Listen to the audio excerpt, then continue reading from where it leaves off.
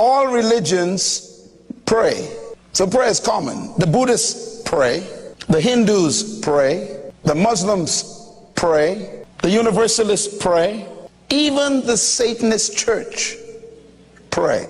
So prayer is not unique. Prayer is not unique to the church or religious people who are called Christians. In many cases, many religions pray more than Christian people.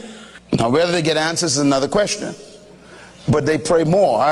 I'm sure you are aware, you know, that religions like the Hindus, they would pray for hours. The Buddhists would meditate for hours and practice meditation for hours, and they would be trying to become one with the universe, and this meditative prayer, they can be sitting out with their legs crossed, praying and meditating for days. And the Muslims pray at least 3 times a day. Wherever they are, they spread their rug on the ground and they face toward the east. Most Christians don't pray that much. So prayer is not the issue. Everybody does it. Of course, questions to come up in your mind. Who are you praying to? What are you praying? And whether your prayer will be heard or whether it's being heard at all. These are questions that are out there.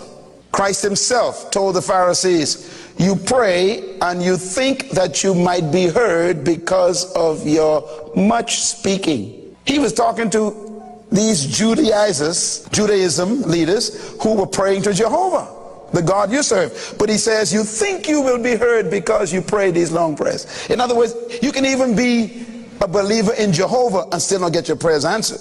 So it's not just the Muslim and the Buddhist and the Hindu and Confucius and all the others. Even the saints called the Christians could be praying and not get any answers, because he said your much speaking doesn't guarantee answers to prayer. And again, we learn in this consecration that prayer has very little to do with how long you pray. Big words don't impress God. So prayer is common. Prayer is not an option for us. It is a necessity. God didn't leave prayer up to a decision that you make. He made it a command. Prayer is a command. You shall pray, God says. When you don't pray, you are disobedient.